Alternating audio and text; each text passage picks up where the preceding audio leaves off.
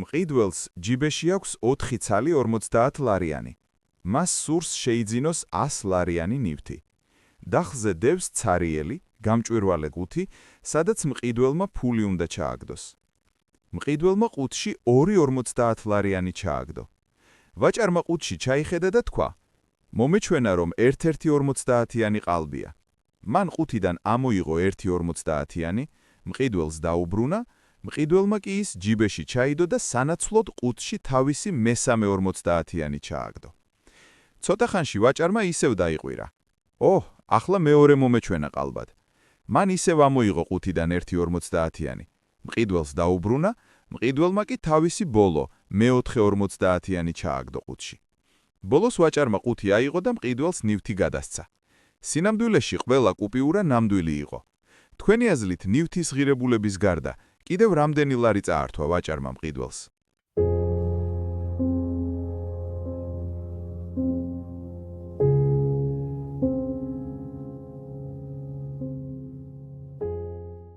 ვაჯარს ზედმეტი არც ერთი თეთრი არ მიუღია.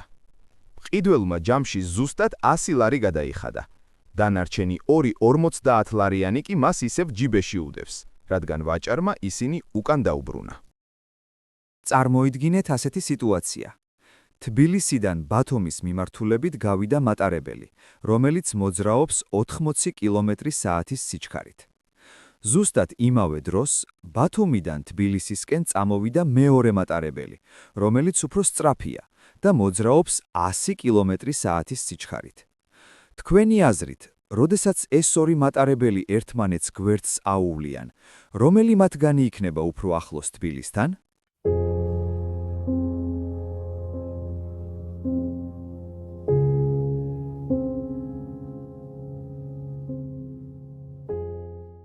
ორივე მატარებელი თბილისიდან თანაბარ მანძილზე იქნება. რადგან ისინი ერთმანეთს ხვდებიან, ეს ნიშნავს, რომ შეხვედრის მომენტში ისინი იმყოფებიან რკინიგზის ერთსა და იმავე წერტილში. თუ ისინი ერთ წერტილში არიან, მაშინ მათი მანძილი თბილისამდე ან ნებისმიერ სხვა ქალაქამდე აბსოლუტურად ერთნაირია. წარმოიდგინეთ, რომ ხალთ საუკეთესო იპოდრომის მფლობელი. გყავთ 25 ცხენი და გსურთ გამოავლინოთ 3 ყველაზე სწრაფი. თუმცა გაქვთ 2 დიდი შეზღუდვა. პირველი, ერთდროულად რბოლაში მხოლოდ 5 ცხენის გაშვება შეგიძლიათ. მეორე, თქვენ ვერ გაიგებთ ცხენის ზუსტ სიჩქარეს. იცით მხოლოდ ის თუ ვინ რომელ ადგილზე გავიდა კონკრეტულ რბოლაში. თქვენი აზრით, მინიმუმ რამდენი რბოლაა საჭირო იმისთვის, რომ 100%-იანი სიზუსტით დაასახელოთ 3 უსწრაფესი ცხენი?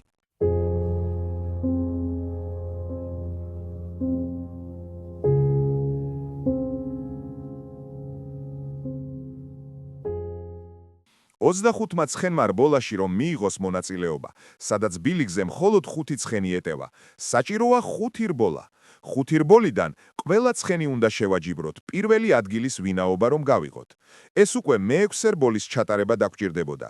როცა პირველ ადგილს გავარკვევთ, მეორე და მესამე ადგილისთვის დაგჭირდებოდა მე-7 რბოლის ჩატარება, სადაც მონაწილეობას მიიღებდნენ პირველ ადგილოსანი ცხენის ჯგუფში მეორე და მესამე ადგილზე გასული ცხენები. მე-6 რბოლაში მეორე ადგილზე გასული ცხენი და ამ ცხენის ჯგუფში მეორე ადგილზე გასული ცხენი და მე-6 რბოლაში გასული მესამე ადგილოსანი ცხენი. აქედან გამომდინარე, 7 რბოლა იქნებოდა საკმარისი, გაგვეგო 25 ცხენიდან 3 ყველაზე სწრაფი რომლები იქნებოდა. ფერმაში, სადაც ცხვრები და ბატები ერთად ბალახობდნენ, პატარა ბიჭუნამ მათი დათვლა გადაწყვიტა. მან მხოლოდ 2 ციფრი დაიმახსოვრა.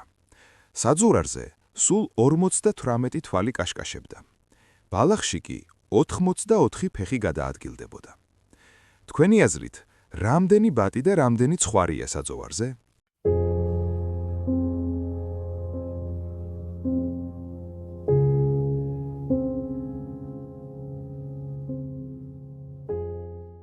თუ საძოვარზე 58 თვალია, ეს ნიშნავს, რომ სულ 29 ცხოველი გვაქვს.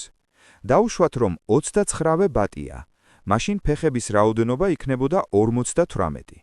ჩანაწერის მიხედვით კი 84 ფეხია, ანუ 26 ფეხით მეტი უნდა იყოს. ამისათვის საჭიროა ცხვრების რაოდენობა გავზარდოთ, რადგანაც ცხვრის ფეხის რაოდენობა 2-ჯერ მეტია ბატის ფეხის რაოდენობის. 26 უნდა გავყოთ 2-ზე. გამოდის 13. სწორედ 13 ცხვარი უნდა იყოს ფერმაში, ხოლო ბატების რაოდენობა კი 16 იქნებოდა. მთლიანობაში კი ეს 29 ცხოველი გამოდის. წარმოიდგინეთ, რომ გაქვთ 10 ოქროს მონეტა და 3 ცარიელი ქისა. თქვენი დავალებაა 10-ვე მონეტა ისე გადაანაწილოთ ამ 3 ქისაში, რომ თითოეულ მათგანში მონეტების კენტი რაოდენობა აღმოჩნდეს. აუცილებელი პირობაა 10-ვე მონეტა აუცილებლად ქისაში უნდა იდოს. 3-ვე ქისაში უნდა იყოს კენტი რაოდენობის მონეტა. თქვენი აზრით, როგორ შეიძლება ეს მოხდეს?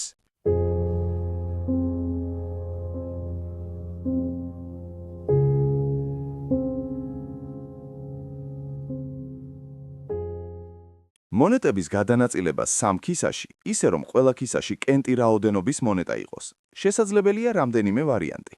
მაგალითად, ერთ ქისაში ჩავდებთ 3 მონეტას, მეორე ქისაში 7 მონეტას და მესამე ქისაში, ვთქვათ, რომელ ქისაშიც 3 მონეტა იდო მთლიანად ქისიანად ჩავდებთ. ამ მოქმედებით ყველა პირობა შესრულებულია. 10-ვე მონეტა ქისაშია და ყველა ქისაში კენტი რაოდენობის მონეტაა. თქვენს წინაშია 3 დახურული ყუთი. თითოეულ მათგანს აწერია სახელები: ვაშლი, მსხალი, ვაშლი და მსხალი, ანუ შერეული. თუმცა ცნობილია ერთი მნიშვნელოვანი ფაქტი: არც ერთი წარწერა არ შეესაბამება სიმართლეს. თქვენ გაქვთ უფლება მხოლოდ ერთი ყუთიდან ამოიღოთ მხოლოდ ერთი ხილი, შიგნით ჩაუხედავთ. თქვენი ამოცანაა დაადგინოთ 100%-იანი სიზუსტით, რომელ ყუთში რა დევს სინამდვილეში. როგორ უნდა მოახერხოთ ეს ყველაფერი?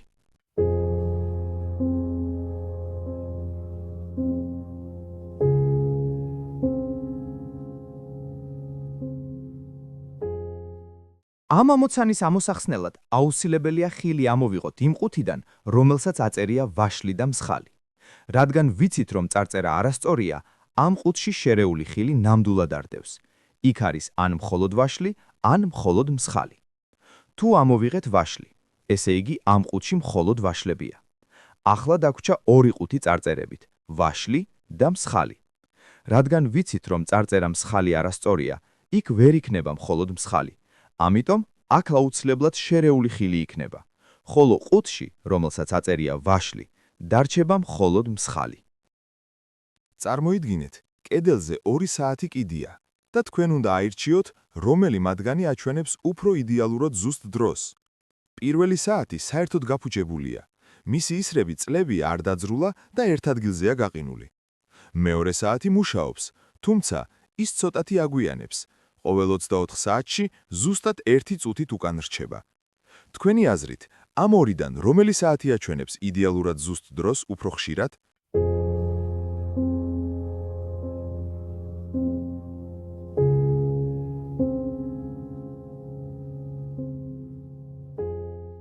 გაჩერებული საათი დღე-ღამეში ზუსტად 2-ჯერ აჩვენებს იდეალურ დროს, ხოლო საათი, რომელიც დღე-ღამეში 1 წუთს კარგავს, ზუსტ დროს 2 წელიწადში ერთხელ აჩვენებდეს იქნება. აქედან გამომდინარე, გაჩერებული საათი უფრო ხშირად აჩვენებს ზუსტ დროს, ვიდრე საათი, რომელიც 1 წუთით ჩამორჩება. წარმოიდგინეთ კაცი, რომელიც ქუჩაში სიგარეტის ნამწვავებს აგროვებს. მას აქვს ზუსტი ფორმულა. ყოველი 7 ნამწვავისგან მას შეუძლია 1 სრულფასოვანი სიგარეტი დაამზადოს. ერთ დღეს მან ქუჩაში ზუსტად 49 ნამწვავი იპოვა. თქვენი აზრით, მაქსიმუმ რამდენი სრულფასოვანი სიგარეტის მოწევას შეძლებს ის ამ ნაპოვნი მასალით?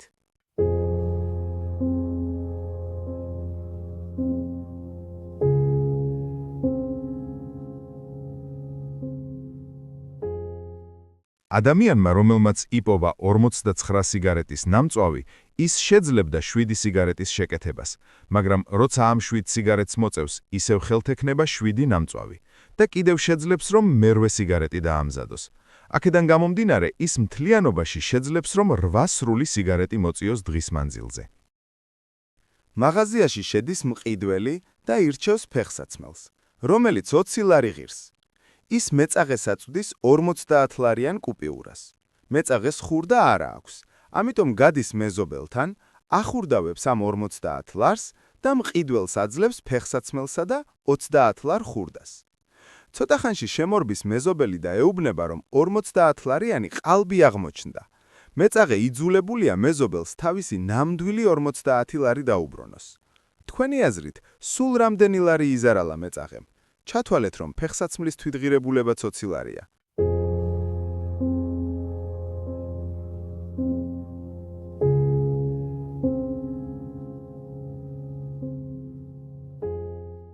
მეწაღე მიზარალა ზუსტად 50 ლარი, რადგან მეზობელს რაც გამოართვა 50 ლარი ის დაუბრუნა უკანვე, ხოლო ზარალში ეთვლება 20 ლარიანი ფეხსაცმელი და 30 ლარი ხურდა რომ გაატანა მყიდველს. მთლიანობაში კი ეს 50 ლარის ზარალი გამოდის.